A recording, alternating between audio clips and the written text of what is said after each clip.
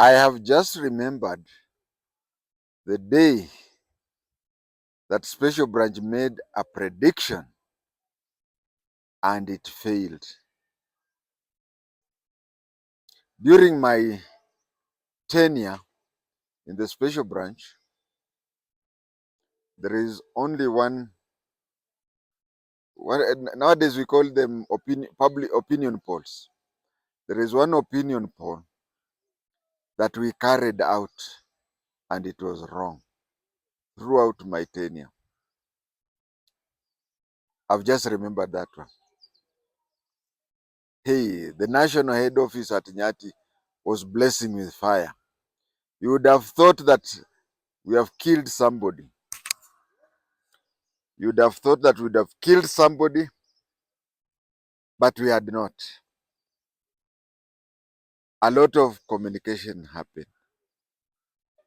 We were asked to explain why it was so. We're told that is what you predicted and it never came. Can you write a report explaining why you failed in your prediction? I want to say here that during my days in Special Branch, the prediction, which today is called public opinion,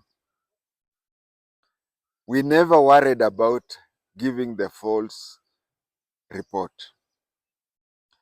What worried us was the percentage. Yes, percentage.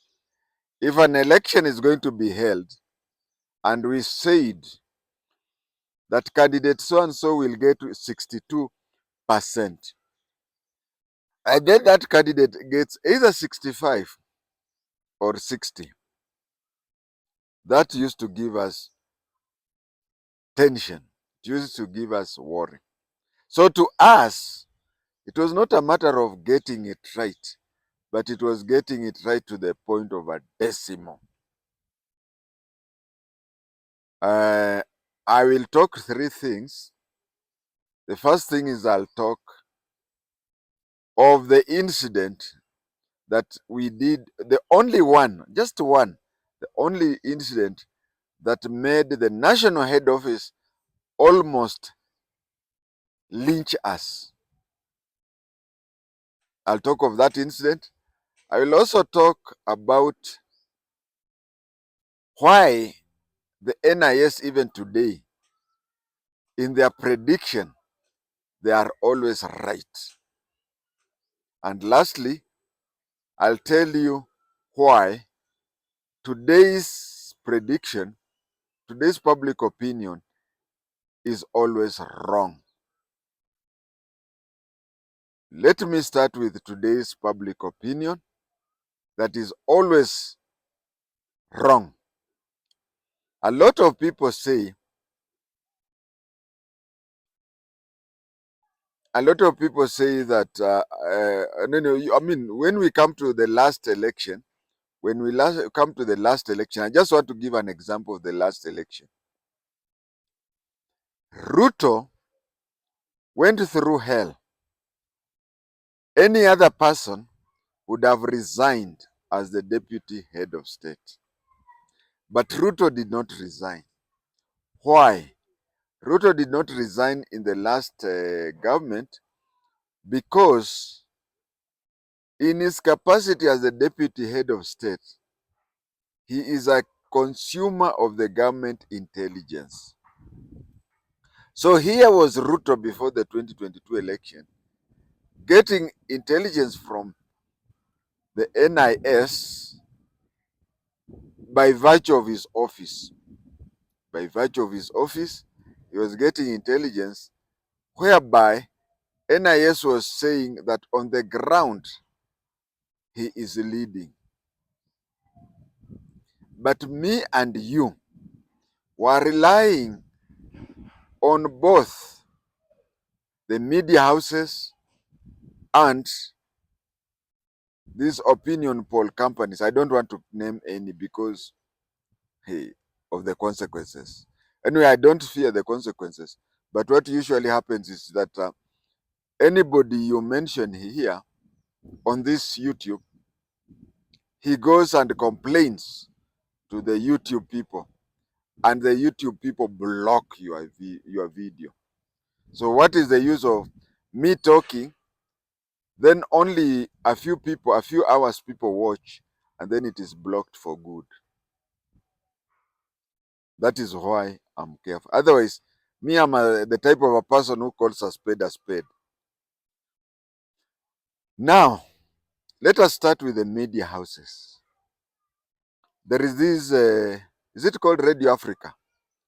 The one that runs Kiss FM, Kinastar. It is on along Wayaki Way. This place called Lions Place. It is owned by the Kitonyi. Kitonyi is an adopted relative of Moi. They are related because when the mother to Zipporah Kitonyi got married, she insisted that her husband educates a bright village boy in her home area, that is Moi. So, Kina Zipporah Kitonyi grew up treating Moi as their maternal uncle. So we can say that Radio Africa is owned by Moi family. Standard Media Group is owned by Moi family directly. Royal Media, you know Royal Media's relationship with Raila. There is even an occasion that Raila visited the Royal Media during the campaign days. So you find that just mentioning those, especially when it comes to TV, remove those three media houses and tell me how many people remain who watch TV. And of course, those three media houses already were leaning towards Raila during that last election. Let us now go to opinion poll. Opinion poll, people do hire opinion polls. I have come across those people on a few occasions. I remember the person who was filling in the pro forma. We used to meet a place where we used to talk politics, and he knew who were on this side and who were on the other side. So he came and said that he had been given a few slots for people to be interviewed around satellite, rerouter satellite. So he chose 3 people, and he chose 3 people who usually had their political leanings on one side, knowing very well that that place is divided into two. Half of the people are on this side, half on this, because he used to attend that. But he chose all the 3 leaning towards one direction. Lastly, when I talk about opinion polls, I have to say this. It is just that we now are so modernized that today,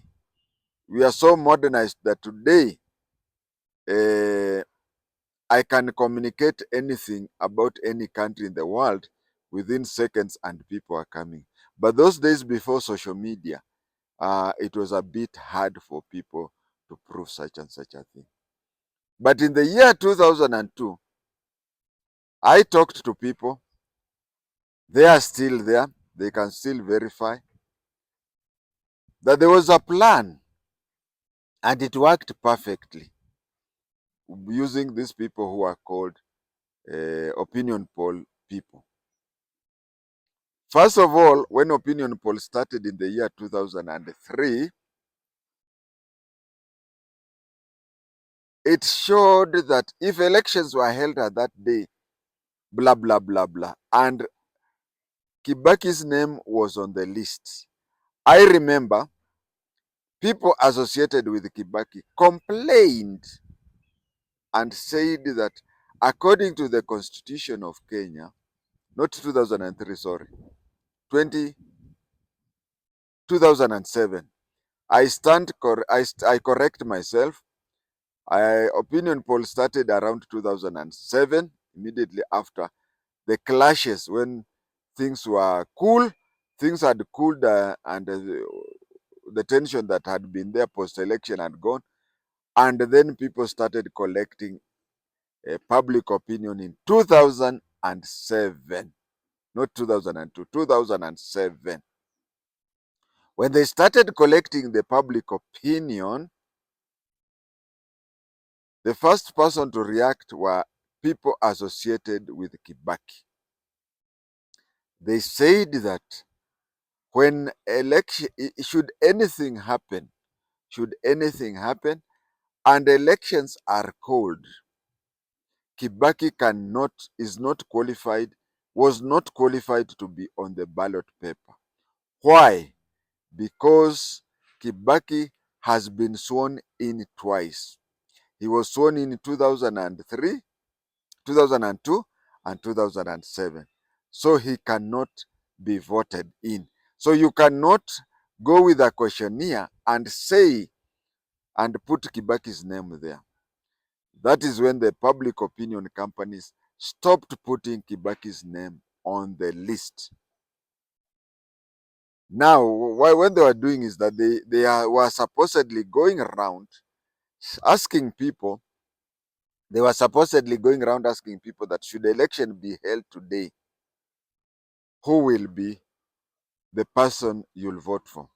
And it was done so cleverly that when it started, it indicated that Raila was somewhere here at the back, huku nyuma tu. And as days went on, he was number 5, he went to be number 4, he went to be number... And I was asking people, if the 2007 elections were held and we don't know who won, because Raila and Kibaki gave each other, so why come and say that Raila can be number 4, number 5? It means a lot. It either means you go to places where certain people, certain views are known, or you are going to some places where people do not want to. They just look at you and assume. I mean, there are those people who don't even want to tell you.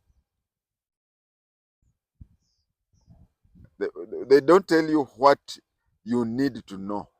They tell you what they think you want to know.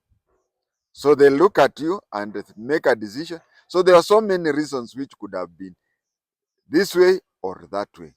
So we can say that during that time, he was placed at the back. And as days went on, as more public opinion were being carried out, it reached a stage where, as public opinion were being carried, he continued reaching there until on the eve of Naivasha meeting. On the eve of Naivasha meeting is when it was shown that if elections are held today, 51% of the Kenyans would vote for Raila. I wanted to give you this picture that immediately after Kibaki said that he should not be put on the list, Raila was placed there around number 4. He continued, became number 3, became number 2, became number 1. That is one thing. The other thing is we have people, apart from the Gen Z issue, but before the Gen Z issue, telling me that Raila had very little, before the Gen Z, Raila had concrete support, whereby you produce anything against Raila, you're wasting your time. So telling me that people are being swayed going towards Raila, it was Raila's brain they were playing for. Because immediately before the final Naivasha Accord, it came out, before the final Naivasha Accord, it came out that Raila was now leading. If elections were held on that time, Raila had around 51. So people told him, because the country was divided into two, and I saw us being headed to a situation where people would be asked, do you want a presidential type of government, or do you want the Westminster type of government? That is where people had reached. Then people, including James Orengo, sat down with Raila and told him, can you maintain the 50%? And then between now, that was 2010, in the next 2 or so years, try to maintain the 51% you have, and then try to add up, so that even by election time you have 53, you'll have okay. Then they told him the advantages of him having over 50% in a presidential election. He would be the president for the next 5 years unless impeached. And he was told that if he were to use the Westminster system, every 6 months he would be liable to a vote of no confidence. So what I'm trying to say is that he was told that there was job security in a presidential system because he now had over 50%. Remember, Raila had a fan base that you could not shift. If it was 40%, it was 40%. But telling somebody that this week he had 40, the next week he had 45, the other week he had 50, somebody was playing with his mind. That is why, with being convinced that if he were to follow the Westminster system, he would be elected an executive prime minister, and members of parliament could vote him out by a simple majority after 6 months. But if he was voted in as a president under the presidential system, apart from him being impeached, the only way he can leave office is after 5 years. That is why Raila went personally to Naivasha with that confidence to go and say and tell his delegates. You remember, it was the Standard newspaper that day which said that Raila makes a U-turn. People had gone to Naivasha, and half the people wanted presidential system, half wanted parliamentary system. But when Raila went and said, we want presidential, now everything was over. That is why the 2010 constitution sailed through. Before I go to that incident where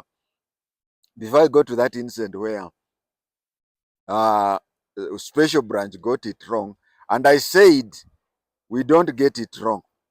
The only time we got it wrong and we saw fire, I'll tell you. But then again, we didn't get it wrong. Just listen to what I'll say and come to your own conclusion. The other thing that the intelligence have an advantage over these public opinions that we have, I said these public opinions are paid for somebody. I said this public opinion are also, they try to influence other people. And they influence people in the following way. You are going to vote. Yes, you are going to vote.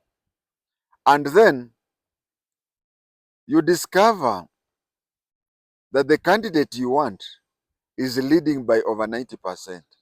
You'll be tempted not to go and line up because, after all, he'll be elected.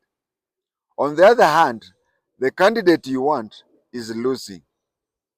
He has no support. So he has 24%. So even if you line up, whatever you do, he'll still lose. So you'll not be motivated. You'll find that where the opinion poll places the two leading candidates neck to neck, the turnout usually is higher. So what I'm trying to say here is that it is quite possible that publicizing the public opinion also influences both in a positive and negative way. You may be motivated to turn up in large numbers when it is assumed to be a tight war. But again, you may be tempted not to turn up when it is obvious that your candidate will lose or your candidate will win. So, yes, the public opinion may be right. It may be right. But also take into consideration that public opinion may affect the future. It may affect the future in such a way that you are encouraged or discouraged depending on how you read the public opinion. Now let us go to the occasion when the special branch failed. Even today, I do not have access to NIS classified document. And even if I had that, I don't know whether the law allows me. By the way, the law, if I were to talk of government secrets which can affect the government today, then I would have gone against the Official Secrets Act. But when I talk about government secrets which cannot affect the functions of the government today, hapo ndio ninatorokeaga, for your information. So if I were to have an access to today's NIS, the public opinion, then I would be in a better position to know how things are going. Or I would even be in a better position to tell you. But then even I have no access. Anybody who leaves the NIS, the following day he cannot have access to the intelligence unless he was the overall head. Kanyotu is dead. The army people, Gitagishangi are still alive. Yeah, I think they usually get briefs, but just very light. And he can even ask na hapo naonaje and whatever.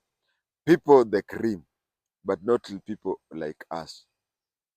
So the advantage of the NIS public opinion, which, as I said, Ruto did not want to resign, majorly because of the benefits that he gets, like those of getting intelligence brief. Now, the intelligence, one of the advantages they have is that their brief is not shared in public. So the chances that their brief may affect, for example, I can be with them and they know that I've won the seat, or they know that I've lost. They cannot tell me. I cannot get it from them. And if any one of them discloses outside the NIS, then that person has committed an offense against Official Secrets Act. Now you know. Now let me go to that story that annoyed the special branch. There was a by-election. Lotodo had been jailed for warlike activities, and there was a by-election. Now, allow me not to mention names, but there was a candidate that we were sure he would win. And there was a candidate we were sure he would lose. So we gave that, and we even gave the percentage and whatever. And if elections were held, if that election were held in a free and fair way, I am very sure that our figures would be right. Because I want to say even right now that if magic can happen and you have access to the NIS public opinion, like today, we are having Malava and other by-election. NIS already has figures on who will win And okay, let me talk about Malava a bit. You can see that Farouk was trying to impose Injendi's son on it. But the ground has said that if UDA wants to win, UDA wants to win, they have to use David Ndakwa. And David Ndakwa has a history with Musalia Mudavadi. He's a Musalia Mudavadi person. They started off well in ANC, but when ANC and I'm forgetting Ruto's party, they came and joined Kenya or UDA. When ANC and UDA came and formed the Kenya Kwanza, among others, it was deemed that Malulu Injendi should, and you know, Malulu Njendi was a crafty fellow. He rushed here and there. So, being the sitting MP, Indakwa was told not to leave the seat for. But Ndakwa is a Mudavadi person from the beginning, and I can say today, if I were to be the special branch officer, NIS officer there, I would say that if UDA wants that seat, let it give it to Ndakwa. But if they don't give it to Ndakwa, Edgar Busieka will take it. Nowadays kuna lugha wanasema he'll take it at 7 a.m. Yeah, something like that. So you see, the intelligence have said there. But you see, governments being the governments, you find that Farouk had his people there. Actually, Farouk had two people. One being Injendi's son, another being I don't know who. He really wanted that, and that is why everything has now been given to Musalia, and that is how it is. I think it is quite possible that they are using intelligence. They are now using intelligence, but not using people close to the president to dictate things.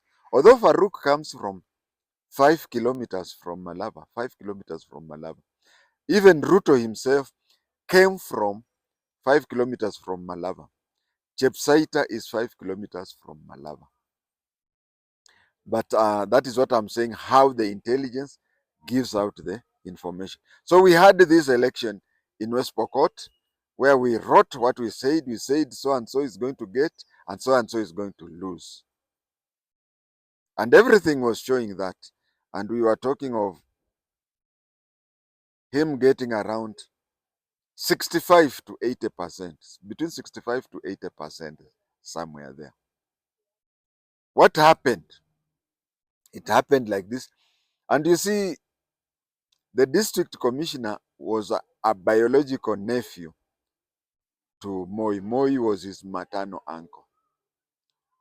They have a DNA connection, related. Not like Kinazipora, who treat Moi as her maternal uncle because her parents are the ones who educated him or something like that. No.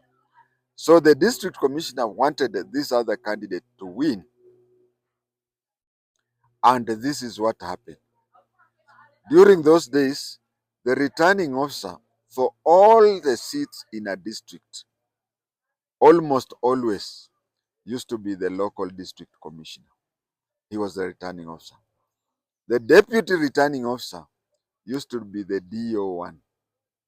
And government departmental heads, the district education officer would be a presiding officer here. The district trade officer would be, district departmental heads were presiding officers. Their deputy, the deputy district departmental heads were the deputy presiding officer. So you find that the head of this department here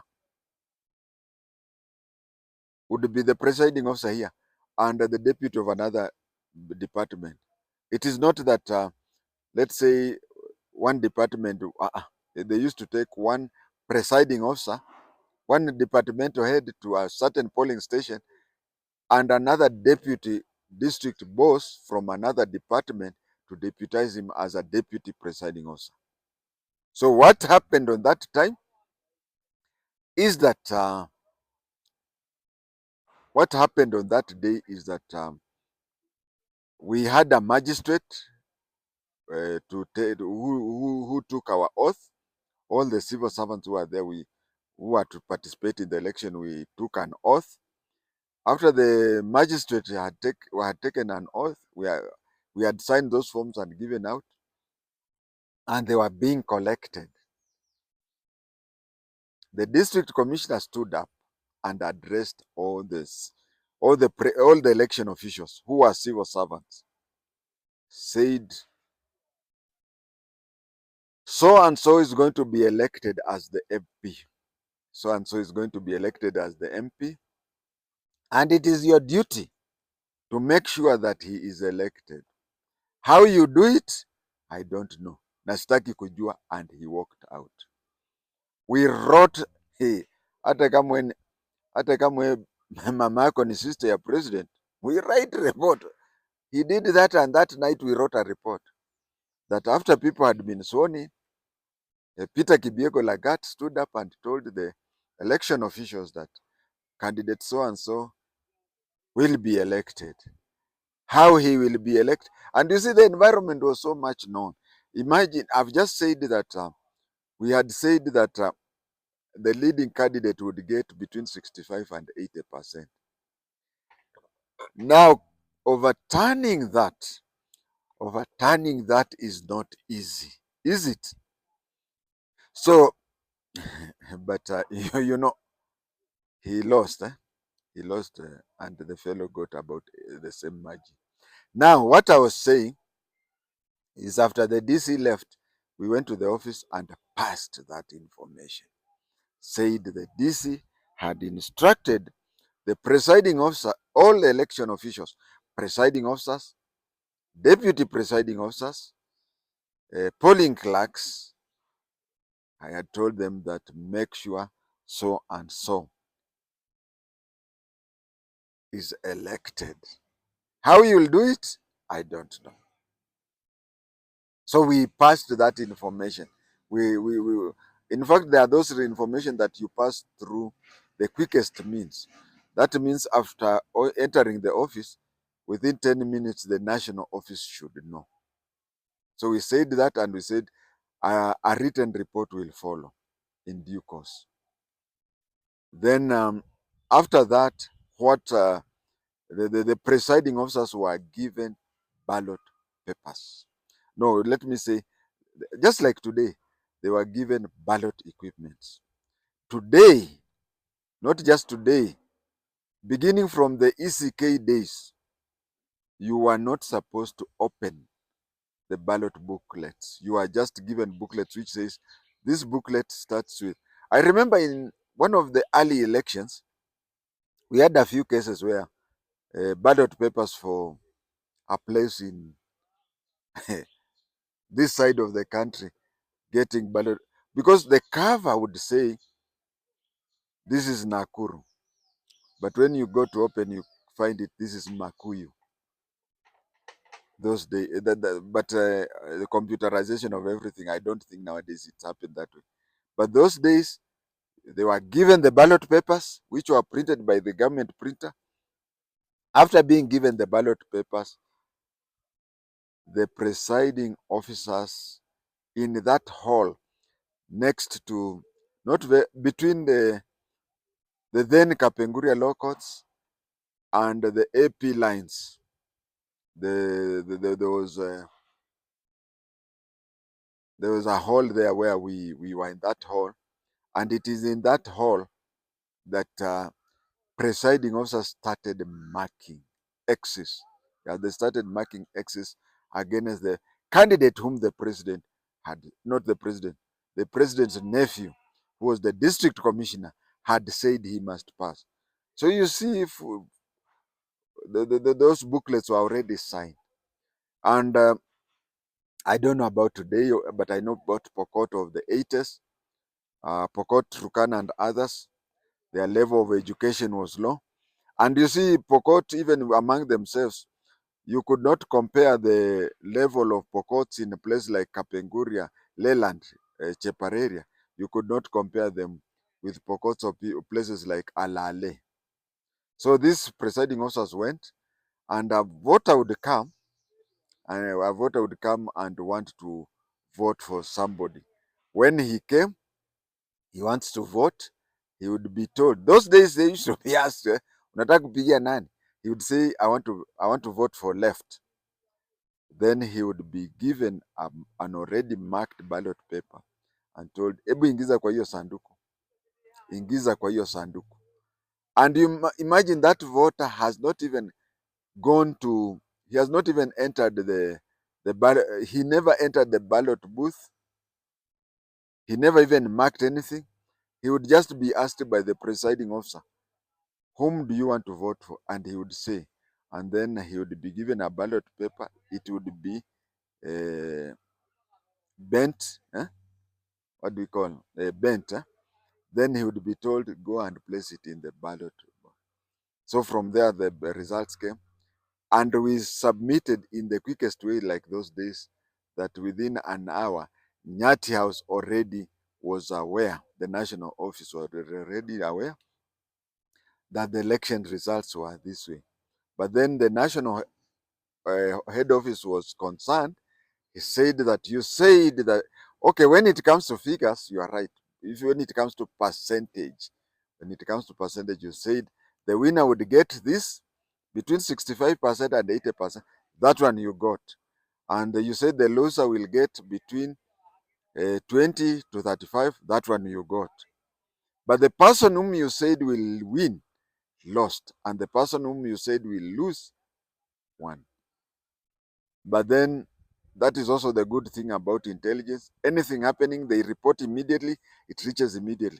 So we were not fried. They never fried us, literally, because at every stage we said everything. Immediately the district commissioner said that vote for so and so. No, so and so is going to be elected. How you'll do it, I don't know, and I don't care. I just want him to win. Within an hour of him saying that, the national head office had when they were marking the ballot papers, even before they went to the polling station, the national head office was aware. And so on and so forth. So that it was a bit easier for us to say that, to explain why the candidate we said will win lost, and why the candidate we said will lose won. So, summarizing what I'd said, is that the intelligence, the NIS, do carry out public opinion, and their public opinion is usually the correct one. It is usually the correct one, because one thing, they are not hired. Yes, I can tell you without any fear that even when the president is losing, they tell him. It is only that Kibaki was being told, and he took too long to take action so that it was known. But if he would have heard earlier, I would have taken steps that it would not, the Rakanith thing would not have been there. So the special branch, the reports are accurate. They are not hired the way a certain narration was prepared for Raila to support the constitution. It is not financed, just like the most of the media houses belonged to people who are openly pro Raila. So theirs is technical, but most important of them is that the NIS public opinion is hidden. It is not shared out in public, because if it is shared out in public, as I've said earlier on when I started, and I said it repeatedly, I said that when places like America, they know. Places in America, they know. They even call the election even before the electoral commission has announced.